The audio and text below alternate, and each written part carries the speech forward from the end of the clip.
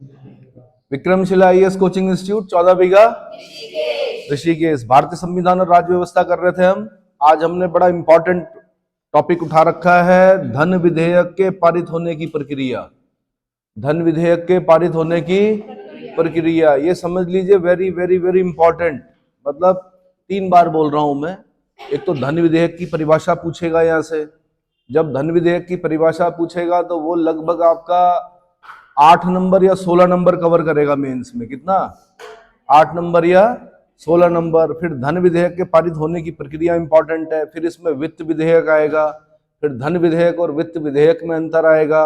धन विधेयक और जो साधारण विधेयक है उसमें अंतर आएगा। मेंस पॉइंट ऑफ व्यू से बहुत important, pre point of view से भी इंपॉर्टेंट। ठीक है, तो धन विधेयक को पारित होने की प्रक्रिया संसद में। धन विधेयक के पारित करने की प्रक्रिया साधारण विधेयक की प्रक्रिया से अलग होती है।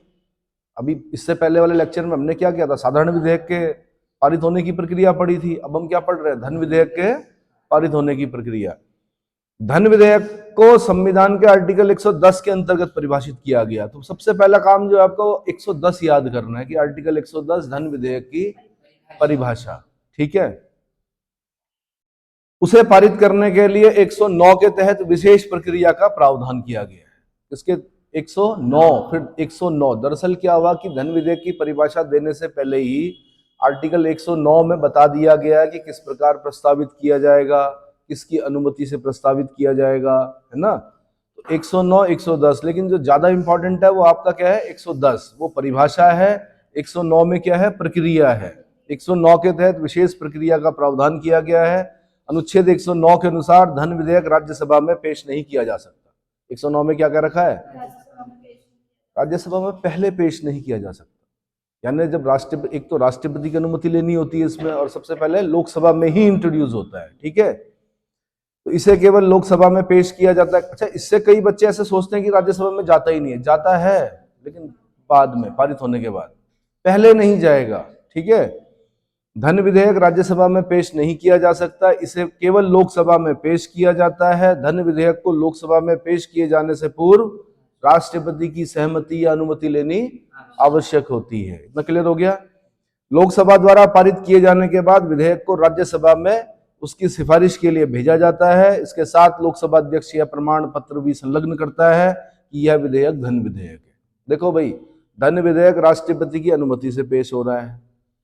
कोई विधेयक धन विधेयक है नहीं, इसका निर्णय कौन करेगा? लोकसभा अध्यक्ष करेगा। लोकसभा अध्यक्ष कैसे करके करेगा इसका निर्णय? उसको आर्टिकल 110 पढ़ना पड़ेगा पहले। क्या पढ़ना पड़ेगा? आर्टिकल 110 पढ़ेगा। 110 में अगर कोई क्लॉज मैच कर रहा होगा किसी विधेयक से तो वो बाहर लिखना पड़ेगा उसे, धन विधेयक। क्या लिखना पड़ेगा? अपने साइन करने पड़ेंगे, ताकि जब वो राष्ट्रपति की टेबल में जाए तो महामहिम समझ जाए कि ये धन विधेयक है, इस पर मुझको साइन करने ही करने। धन विधेयक को राष्ट्रपति क्या कर सकता है? रोक सकता है कुछ समय के लिए, लेकिन उसको पुनर्विचार के लिए वापस नहीं भेज सकता। तो समझ में आया? रोक सकता है मतलब हो सकता है कि ना करे वो एकदम से साइन, 1 महीने बाद करे, 15 दिन बाद करे, तो रोक सकता है, लेकिन पुनर्विचार के लिए वापस नहीं भेज सकता। अब विधानसभा क्या बोलते हैं, विधानसभा अध्यक्ष, सॉरी, लोकसभा अध्यक्ष जो होगा उसको आर्टिकल 110 पढ़ना पड़ेगा। मैं 110 पढ़ रहा हूं, आपने क्या करना है? ये मान के चलना है कि ये 110 आपको कॉपी पेस्ट करना है। वहां पर क्या करना है? याद करना है। आपके पास जब 8 नंबर 16 नंबर 250 शब्दों में आएगा तो लगभग, या 125 शब्दों में आएगा, तो बिल्कुल ऐसा ही करके अगर आप लिख दें, रटना नहीं है, समझना भी है साथ में। ठीक है, लेकिन मैंने कहा भाषा जो होगी वो संवैधानिक भाषा होगी। आप अपनी भाषा में नहीं लिखेंगे, अपने शब्दों का प्रयोग नहीं करेंगे आप। ठीक है, तो मैं पढ़ रहा हूं कि लोकसभा अध्यक्ष कैसे बताएगा कि कोई विधेयक धन विधेयक है नहीं। तो धन विधेयक की परिभाषा कहां? 110 में है। संविधान के 110 के तहत धन विधेयक को परिभाषित किया गया है। ठीक, 110 के अनुसार कोई विधेयक धन विधेयक कहा जाता है यदि उसमें केवल निम्नलिखित सभी या किन्हीं विषयों के से संबंधित प्रावधान हो। अब ये प्रावधान याद करने पड़ते हैं। तो नंबर 1, किसी कर का अधिरोपण। किसी कर का अधिरोपण, बेरेक्ट निकालिए, द इम्पोजिशन, एबोलिशन, रेमिशन, ऑल्ट्रेशन और रेगुलेशन ऑफ एनी टैक्स। ये शब्द याद करने पड़ते हैं। ये क्या करने पड़ते हैं? अब आप बोले कि कर को थोपना, तो थोपना शब्द अच्छा नहीं हो रहा है। भाई इम्पोज मतलब थोपना ही तो हुआ किसी पर अगर हम इम्पोज कर रहे हैं तो हम पे जी टैक्स थोप दिए। तो थोपना शब्द नहीं लिखना है आपने, कहां पर, मेंस में आपने अधिरोपण लिखना है। किसी कर का अधिरोपण, उत्सादन, उत्सादन बोलते हैं एबोलिशन को। एबोलिशन की जगह भी आप उत्सादन शब्द ही लिखें हिंदी में। क्या लिखें? उत्सादन का मतलब खत्म करना नहीं लिखेंगे आप। क्या नहीं लिखेंगे? एबोलिश करना मतलब क्या होता है? खत्म करना, मिटाना, है ना। तो अपने अपने शब्दों का प्रयोग मत करना कृपया। जैसे आप स्थिर ताप तथा दाब पर जब दो गैसों का वो पढ़े हैं ना आप साइंस में, Boyle's law, Charles law, Archimedes principal, Newton's law, तो उसमें आप इधर उधर नहीं करते हैं। जो उन विद्वानों ने जो लिखा है उसी को क्या करते हैं आप कॉपी पेस्ट करते हैं। तो कृपया इसको भी ऐसे ही करें, ठीक है। तो किसी कर का अधिरोपण, उत्सादन, परिहार, परिवर्तन या विनियमन। इंग्लिश में बोलेंगे इम्पोजिशन, एबोलिशन, रिमिशन, ऑल्ट्रेशन और रेगुलेशन ऑफ एनी टैक्स। अगर किसी विधेयक में ये सब चीजें दिख रही हैं तो लोकसभा अध्यक्ष की समझ में आ जाएगा कि ये विधेयक धन विधेयक है, उसको बाहर से लिखना पड़ेगा, धन विधेयक, साइन करने पड़ेगा। समझ में आ गया? ठीक है। दूसरा, भारत सरकार द्वारा धन उधार लेने का या कोई प्रत्याभूति देने का। क्या देने का? प्रत्याभूति बोलते हैं गारंटी। क्या बोलते हैं? अगर भारत सरकार धन उधार ले रही है या किसी किसी की प्रत्याभूति दे रही है, प्रत्याभूति देने का विनियमन, रेगुलेशन, अथवा भारत सरकार द्वारा अपने ऊपर ली गई या ली जाने वाली किन्हीं वित्तीय बाध्यताओं से संबंधित विधि का संशोधन। किसी विधि का संशोधन, एक बार इंग्लिश में बता रहा हूं, the regulation of the borrowing of money or giving of any guarantee by the government of India or the amendment of the law with respect to any financial obligations undertaken or to be undertaken by the government of India। अगर ऐसा हो रहा है, match कर रहा है किसी विधेयक से, तो वो धन विधेयक। वो क्या है? धन विधेयक है। तीसरा, भारत की संचित निधि या आकस्मिकता निधि की अभिरक्षा, किसी निधि में धन जमा करना या उसमें से धन निकालना। कई बार तो जब शॉर्ट में पूछता है तो हम ऐसे ही लिख देते हैं कि भारत की संचित निधि या आकस्मिक निधि से धन निकालना, इतने से भी काम चल जाता है। लेकिन मैंने कहा अगर लंबा क्वेश्चन है, 250 शब्दों में पूछा हो, तो पूरा पूरा लिखिए कि भारत की संचित निधि, आपको मैंने कंसोलिडेटेड फंड ऑफ इंडिया बता रखा है, आकस्मिकता निधि, कंटीजेंसी फंड ऑफ इंडिया बता रखा है 266 267, ठीक है। तो उन्हीं के बारे में बता रहा है कि भारत की संचित निधि या आकस्मिकता निधि की अभिरक्षा, ऐसी किसी निधि में धन जमा करना या उसमें से धन निकालना। यानी अभिरक्षा बोलते हैं कस्टडी। अभिरक्षा किसको बोलते हैं? Custody. The custody of the consolidated fund and the contingency fund of India, the payment of money into or the withdrawal of money from any such fund. अगर ऐसा कुछ मैच कर रहा है किसी विधेयक में, बिल में, तो वो क्या है? धन विधेयक। क्या है? धन विधेयक। इतना क्लियर हो गया। चौथी चीज बता रहा है कि भारत की संचित निधि में से धन का विनियोग, the appropriation of moneys out of the consolidated fund of India. क्या बोला? भारत की संचित निधि में से धन का विनियोग। चौथी चीज ये लिखनी है। कॉपी पेस्ट अगर आप करते हैं, 8 नंबर का अगर क्वेश्चन है उसमें से 7 नंबर मिलेंगे। कितने? 8 में से 8 नहीं मिलते हैं कभी भी, ठीक है। 8 में से कितने मिलेंगे? अगर 16 नंबर का क्वेश्चन है उसमें से 13 नंबर अगर आपको मिल गए तो समझ लीजिए कि आपने क्या, आपकी जो स्मरण शक्ति थी वो अच्छी थी, आपने उसको क्या कर दिया। समझ में आ रहा है मैं क्या बताना चाह रहा हूं? तो ये कुछ चीजें ऐसी होती हैं जिनको क्या किया जाता है? कॉपी पेस्ट किया जाता है। अपनी भाषा में लिखोगे दिक्कत हो जाएगी, इधर उधर अनर्थ हो जाएगा, है ना। इंद्रासन की जगह निंद्रासन हो जाएगा। क्या हो जाएगा? कुंभकर्ण ने मांगा था ना इंद्रासन, 9 लग गया था, तब तक निंद्रासन हो गया तो जीवन भर सोया रहा। भारत की संचित निधि में से धन का विनियोग, इतना समझ में आ गया। अब ये विनियोग क्या होता है आगे चल के पढ़ना है हमने। एप्रोप्रिएशन बिल क्या होते हैं, विनियोग क्या होता है, तो अभी तो हमें खाली इतना पढ़ना है कि एप्रोप्रिएशन, विनियोग मतलब एप्रोप्रिएशन। आगे चलकर पढ़ेंगे हम एप्रोप्रिएशन बिल क्या होते हैं, ठीक है। फिर 5वीं चीज बोलता है कि किसी व्यय को भारत की संचित निधि पर भारित व्यय घोषित करना या ऐसे किसी व्यय की रकम को बढ़ाना। अरे भाई, जब हम आर्टिकल 112 पढ़ रहे होते हैं, बजट पढ़ रहे होते हैं, वार्षिक वित्तीय विवरण 112 में ही है, वार्षिक वित्तीय विवरण, एनुअल फाइनेंशियल स्टेटमेंट, उसके शायद तीसरे क्लॉज में हम जब जाते हैं तो वहां पर क्या लिखा हुआ है कौन कौन से क्या खर्चे, खर्चे भी नहीं बोलते हैं, व्यय, कौन कौन से व्यय भारत की संचित निधि पर भारित हैं, 3 में ही पढ़ते हैं 112 के। अब उसमें हमने क्या क्या पढ़ा, जैसे माना राष्ट्रपति का वेतन, भत्ते, पेंशन, ये सारी चीजें पढ़ते हैं। तो भाई जब जब क्या होगा कि अगर माना जो चीजें लिखी हुई हैं वो तो ठीक है अभी हैं, अगर किसी और चीज को भी हम भारत की संचित निधि पर भारित घोषित कर रहे हैं और ऐसा कोई बिल इंट्रोड्यूस हो रहा है कहां पर, लोकसभा में, तो वो क्या है, धन विधेयक है। वो क्या है, धन विधेयक है। या माना राष्ट्रपति का वेतन अब बढ़ाना है, क्योंकि भारत में सबसे ऊंचा वेतन जो होता है सरकारी कर्मचारियों में, मतलब जितने भी जो सरकार के लोग हैं, सबसे ऊंचा वेतन किसका है, राष्ट्रपति का है। अब पता चला कि अभी कौन सा वेतन आयोग चल रहा है, 7वां, अब माना 8वां वेतन आयोग लग गया, पता चला किसी की सैलरी 5,10,000 तक पहुंच गई, तो राष्ट्रपति से ऊपर थोड़े जाएगा, तो राष्ट्रपति का वेतन बढ़ाना पड़ेगा हमें, क्योंकि सबसे ऊंचा वेतन किसको देना है, राष्ट्रपति को देना है।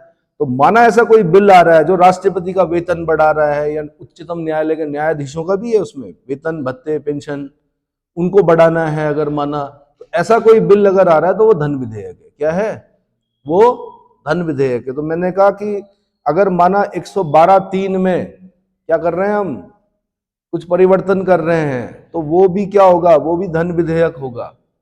यानी किसी व्यय को भारत की संचित निधि पर भारित व्यय घोषित करना और ऐसे किसी व्यय की रकम को बढ़ाना। क्लियर हो गया, वो भी धन विधेयक होगा। अगला, भारत की संचित निधि या भारत के लोक लेखा। अब एक चीज और ध्यान रखना, आपके लिए मैं एक और चीज याद करा देता हूं कि भारत का जो लोक लेखा है उसका आर्टिकल भी क्या है,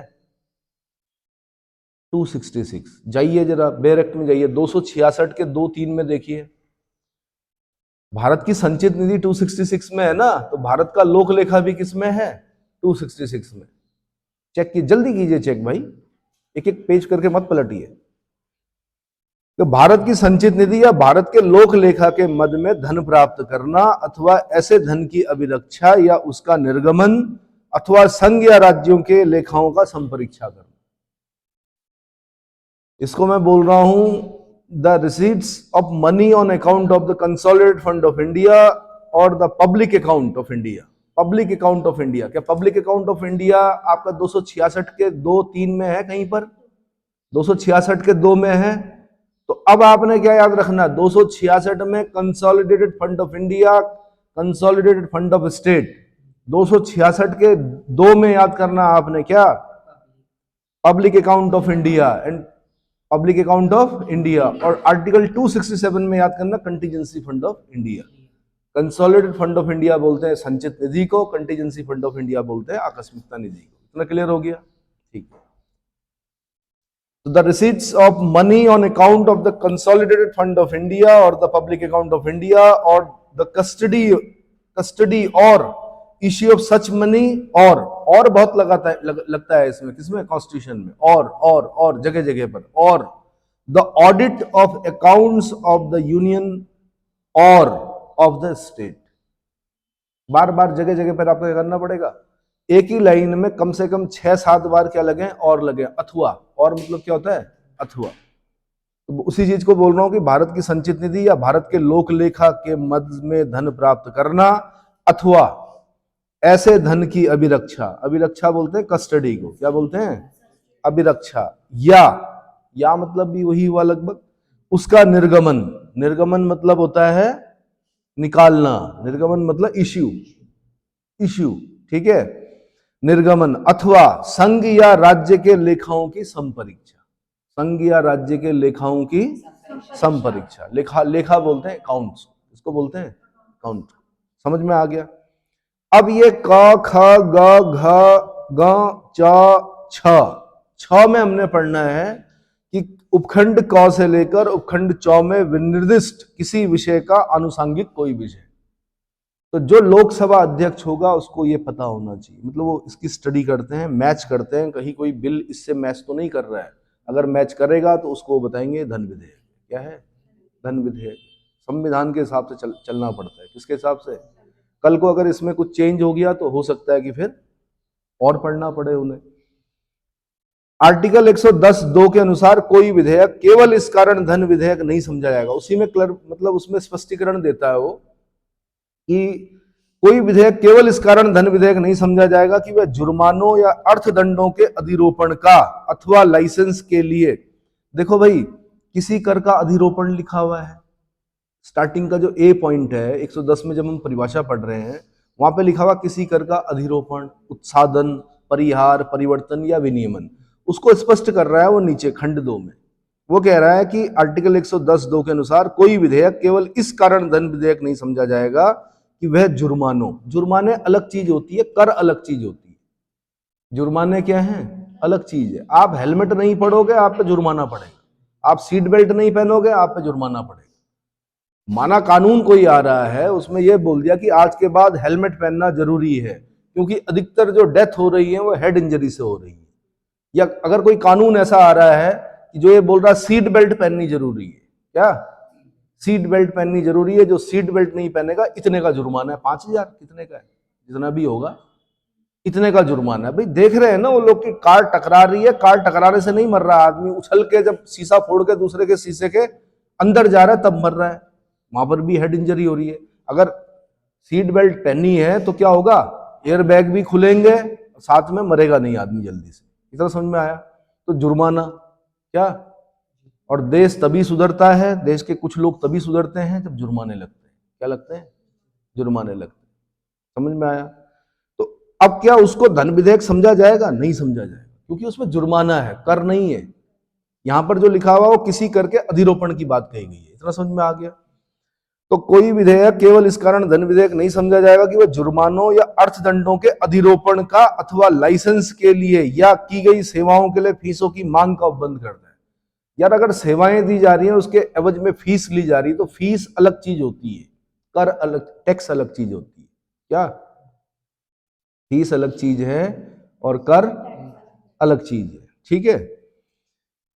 अथवा किसी स्थानीय प्राधिकारी या निकाय द्वारा स्थानीय प्रयोजनों के लिए किसी कर के अधिरोपण, उत्सादन, परिहार, परिवर्तन या विनियमन का उपबंध करता है। स्थानीय प्राधिकारी या निकाय, साथ में यह भी बोल रखा है, स्थानीय प्राधिकारी या निकाय द्वारा स्थानीय प्रयोजनों के लिए कर के अधिरोपण, उत्सादन, परिहार, परिवर्तन या विनियमन का उपबंध करता है। भाई इसका मतलब आर्टिकल 110 का 2 जो है वो स्थानीय प्राधिकारी या स्थानीय निकाय को स्थानीय प्रयोजनों के लिए कर के अधिरोपण का भी अधिकार देता है, उत्सादन का अधिकार देता है, परिहार, परिवर्तन, विनियमन का देता है। वो कहता है कि अगर ऐसा कुछ लिखा है बिल में वो धन विधेयक नहीं समझा जाएगा, वो धन विधेयक नहीं समझा जाएगा।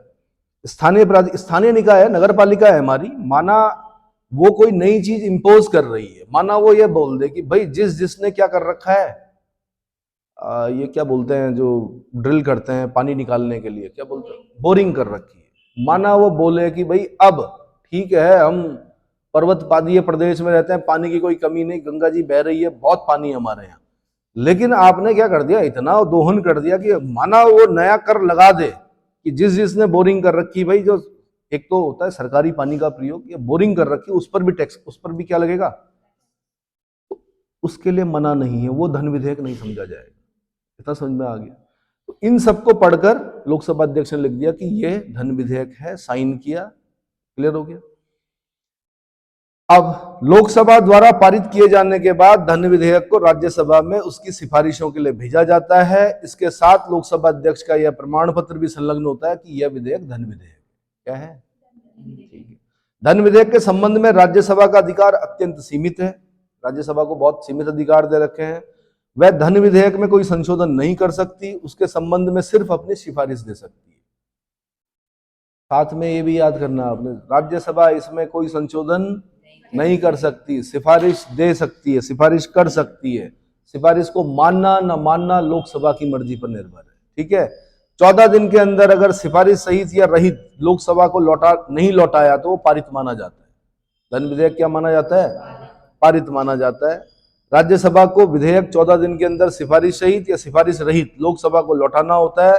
अतः जहां सभी विधेयक राज्यसभा के विचार विमर्श और पारित करने के लिए भेजे जाते हैं, वहीं धन विधेयक विचार विमर्श के बाद लौटाने के लिए भेजा जाता है। इन्हीं लाइनों को पकड़कर यूपीएससी क्या करती है, कई बार प्रश्न बनाती है। ऐसे कौन से विधेयक होता है जिसको राज्यसभा को विचार विमर्श के बाद लौटाने के लिए भेजा जाता है?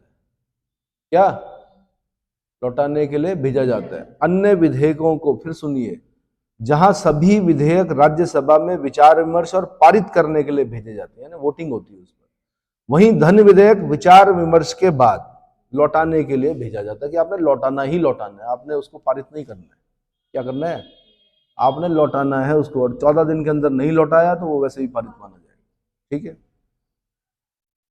लोकसभा उसकी सिफारिशों को स्वीकार या अस्वीकार कर सकती है। सिफारिशों को स्वीकार या अस्वीकार करने का धन विधेयक पर कोई प्रभाव नहीं पड़ता है, और दोनों दशाओं में विधेयक को दोनों सदनों द्वारा पारित माना जाता है। क्या माना जाता है? दोनों सदनों द्वारा पारित माना जाता है। यहां तक कि यदि राज्यसभा 14 दिन के अंदर धन विधेयक को लोकसभा को वापस नहीं करती है तो भी उक्त अवधि की समाप्ति पर विधेयक को दोनों सदनों द्वारा पारित समझा जाएगा। अगर राज्यसभा ने 14 दिन तक रोक भी दिया ना, तो भी वो दोनों सदनों द्वारा पारित माना जाता है। क्या माना जाता है? अतः राज्यसभा को अधिकतम 14 दिन तक धन विधेयक को सिर्फ अपने पास रोकने की शक्ति है। अब यहां से क्वेश्चन बनता है, राज्यसभा धन विधेयक को कितने दिन तक रोक सकती है? 14 दिन तक रोक सकती है। कितने दिन तक? दोनों सदनों द्वारा पारित धन विधेयक को राष्ट्रपति के पास सहमति के लिए भेजा जाता है। राष्ट्रपति धन विधेयक को पुनर्विचार के लिए वापस नहीं कर सकता, क्योंकि उसकी अनुमति से ही क्या किया गया था? पेश किया गया था। इसलिए उसको पुनर्विचार के लिए वापस नहीं कर सकता, क्योंकि उसे उसकी पूर्वानुमति से ही लोकसभा में प्रस्तुत किया गया था। समझ में आ गया? तो ये आपका धन विधेयक को पारित करने की प्रक्रिया है। फिर इसी के साथ आपने पढ़ना है वित्त विधेयक। क्या पढ़ना है? वित्त विधेयक मतलब फाइनेंशियल बिल। ये आपने पढ़ना है वित्त विधेयक 117 में। कहां पढ़ना है? 117 में। तो 110 इंपॉर्टेंट हो गया, 117 इंपॉर्टेंट हो गया, है ना। साधारणतया वित्त विधेयक ऐसे विधेयक को कहते हैं जो आय या व्यय से संबंधित हो। किससे? इनकम और एक्सपेंडिचर से संबंधित हो। ऐसे विधेयकों को क्या कहा जाता है? वित्त विधेयक कहा जाता है। वित्त विधेयक में आगामी वित्तीय वर्ष में किसी नए प्रकार के कर लगाने या कर में संशोधन आदि से संबंधित विषय शामिल होते हैं। वित्त विधेयक द्वितीय वाचन के बाद प्रवर समिति को भेजा जाता है। वित्त विधेयक द्वितीय वाचन के बाद, 3 वाचन बताए थे मैंने, द्वितीय वाचन के बाद प्रवर समिति को भेजा जाता है। प्रवर समिति द्वारा विधेयक की समीक्षा करने के बाद वित्त विधेयक जब दोबारा सदन में पेश किया जाता है, उस समय से वह विधेयक लागू माना जाता है। कब से लागू माना जाता है? ये बारीकियां हैं। इन बारीकियों पर आप रुको ना रुको, यूपीएससी में जो पेपर आपका क्या कर रहा होगा? बना रहा होगा, वो बोलेगा कि निम्नलिखित में से वित्त विधेयक के संबंध में कौन कौन से कथन सत्य हैं। 4 स्टेटमेंट देगा और बोलेगा इनमें से कितनी सही है। 1 सही है, 2 सही है, 3 सही है। अब तो वो जमाना भी गया वो एलिमिनेट करने वाला कि 1 और 2 और 1 और 3 और 1 और 4 और उपयुक्त सभी, वो सब गया जमाना। अब तो आपको पता होना चाहिए कितने सही है ना। हालांकि कभी कभी तुक्केबाजों के तुक्के लग जाते हैं, पर 1 लाख में 1 होते हैं। वो कितने होते हैं? इसलिए पढ़ लो। 3 ही तरीके हैं आपके पास पेपर निकालने के। कौन कौन से? या तो पढ़ लो, या तो पढ़ लो, या तो पढ़ लो, बस। उसके अलावा और कोई तरीका नहीं। ठीक है। साधारणतः वित्त विधेयक ऐसे विधेयक को कहते हैं, एक बार फिर बोल रहा हूं, जो आय या व्यय, इनकम और एक्सपेंडिचर से संबंधित है। वित्त विधेयक में आगामी वित्तीय वर्ष, फाइनेंशियल ईयर, आगामी वित्तीय वर्ष बोलते हैं फाइनेंशियल ईयर। आपको ये भी पता होना चाहिए कि आपका फाइनेंशियल ईयर कब से कब तक चलता है। कब से कब तक चलता है? 1 अप्रैल से 31 मार्च तक चलता है। ठीक है। आगामी वित्तीय वर्ष में किसी नए प्रकार के कर लगाने या कर में संशोधन आदि से संबंधित विषय शामिल होते हैं। वित्त विधेयक द्वितीय वाचन के बाद प्रवर समिति को भेजा जाता है। प्रवर समिति द्वारा विधेयक की समीक्षा करने के बाद वित्त विधेयक जब दोबारा सदन में पेश किया जाता है, उस समय से वह विधेयक लागू माना जाता है। लागू माना, 2 बार अंडरलाइन कर दीजिए इस पॉइंट को। वित्त विधेयक के प्रस्ताव का विरोध नहीं किया जा सकता और उसे तत्काल मतदान के लिए रखा जाता है। इसे पेश किए जाने के 75 दिनों के अंदर सदन से पारित हो जाना चाहिए। 75 डेज से क्वेश्चन बनेगा। क्या कहां से क्वेश्चन बनेगा? कि 75 दिनों के अंदर सदन, 75 डेज के अंदर सदन से पारित हो जाना चाहिए और उस पर राष्ट्रपति की स्वीकृति भी मिल जानी चाहिए। राष्ट्रपति की स्वीकृति भी मिल जानी चाहिए। सामान्यतः यह विधेयक वार्षिक बजट पेश किए जाने के तत्काल बाद, वार्षिक बजट पेश किए जाने के तत्काल बाद लोकसभा में पेश किया जाता है। इस प्रकार प्रत्येक धन विधेयक वित्त विधेयक होता है, परंतु प्रत्येक वित्त विधेयक धन विधेयक नहीं होता। ये मेंस का क्वेश्चन होता है कि प्रत्येक धन विधेयक वित्त विधेयक होता है, परंतु प्रत्येक वित्त विधेयक धन विधेयक नहीं होता है। ठीक है, अब मैं आपको बता दूं, कभी कभी क्या करता है, वित्त विधेयक सिर्फ 20 शब्दों में पूछता है। अब समस्या तब आती है जब आपसे बोला जाता है, एक हाथी रखा जाता है, मतलब आपका जो नॉलेज है, और बोला जाता है कि इसमें से 2 बाइट खानी है, कितनी। अब आप कंफ्यूज हो जाते हैं कि कहाँ से निकाल के इसके क्या खाऊं, दांत निकालूं या कान खाऊं, क्या खाओगे? जो सबसे इंपॉर्टेंट चीज होगी वो निकाल के क्या करनी है, आपने पेश करनी है 20 शब्दों में। तो स्टार्टिंग जो लाइन है ना, वही आपकी क्या है। अगर आपने इतना ही लिख दिया कि ऐसे विधेयक जिनमें, या ऐसे लिख दिया वित्त विधेयक आय और व्यय से संबंधित होते हैं, आगामी वित्तीय वर्ष में किसी नए प्रकार के कर लगाने या कर में संशोधन आदि से संबंधित होते हैं, इतने में भी क्या होता है, आपके 2 नंबर में से 2 नंबर मिल जाते हैं। 2 नंबर प्राप्त करना आसान होता है, 16 नंबर में से 13 नंबर प्राप्त करना कठिन होता है, पहले ही बता दूं। ठीक है, ठीक है। कोई विधेयक धन विधेयक है या नहीं, इसका अंतिम रूप से निर्णय कौन करता है? लोकसभा अध्यक्ष करता है। कौन करता है?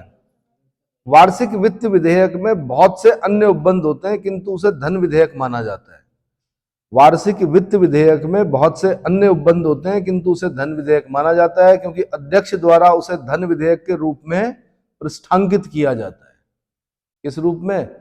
तो जब आपसे बोलेगा ना प्रत्येक धन विधेयक वित्त विधेयक होता है, परंतु प्रत्येक वित्त विधेयक धन विधेयक नहीं होता, तो उसका आंसर इसी प्रकार लिखना जो लाइनें मैं बता रहा हूं आपको, कि लोकसभा अध्यक्ष द्वारा विनिश्चय किया जाता है अंतिम रूप से इसका कि कोई विधेयक क्या धन विधेयक है नहीं।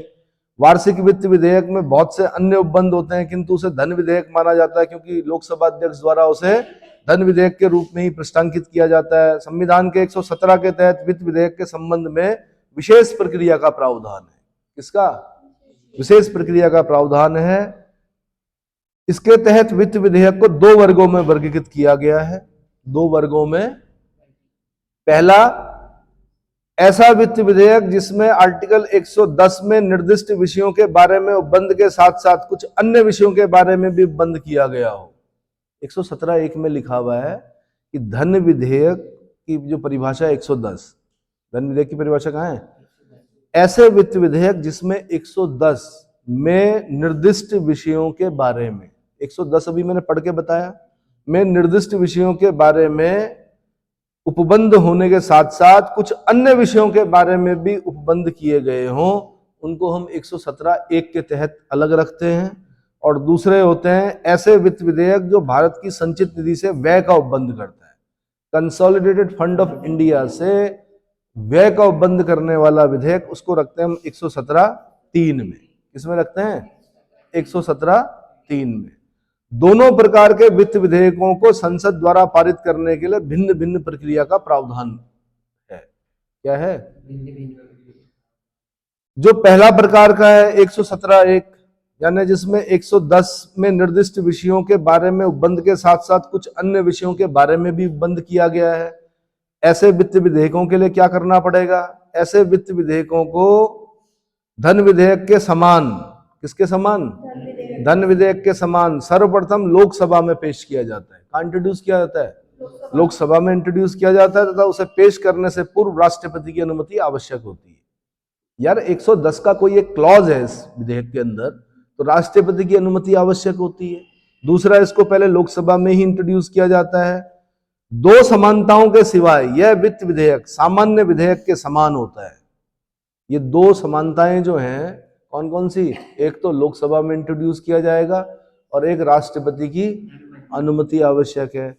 ये 2 समानताएं हैं। इसके अलावा यह वित्त विधेयक सामान्य विधेयक के समान होता है, किसकी तरह, ऑर्डिनरी बिल के समान होता है। अतः इस वित्त विधेयक को राज्यसभा द्वारा पारित होना चाहिए, राज्यसभा द्वारा पारित होना। देखो, धन विधेयक को तो राज्यसभा में सिर्फ विचार करना और लौटाने के लिए दिया जाता है, लेकिन इसको राज्यसभा से क्या होना चाहिए, पारित होना चाहिए। राज्यसभा उसे संशोधित या नामंजूर कर सकती है तथा गतिरोध होने पर 108 के तहत संयुक्त अधिवेशन, क्या संयुक्त अधिवेशन बुलाया जा सकता है तथा राष्ट्रपति उसे पुनर्विचार के लिए वापस कर सकता है। राष्ट्रपति उसे पुनर्विचार के लिए, धन विधेयक को राष्ट्रपति पुनर्विचार के लिए वापस नहीं कर सकता। इसमें अंतर क्या है फिर, इसमें भाई 110 में निर्दिष्ट विषय, यानी धन विधेयक की परिभाषा में से कोई एक लाइन, कोई एक क्या कर रहा है, मैच कर रहा है, साथ में कुछ अन्य विषय भी हैं इसमें, इसलिए इसको हम क्या कर रहे हैं, इसलिए इसको साधारण विधेयक के समान माना गया है। 108 बुलाई जा सकती है, राष्ट्रपति पुनर्विचार के लिए वापस भेज सकता है, राज्यसभा को पास करना पड़ता है, राज्यसभा इसको रोक सकती है, गतिरोध उत्पन्न करवा सकती है, तभी तो 108 बुलाया जाएगा। समझ में आ गया।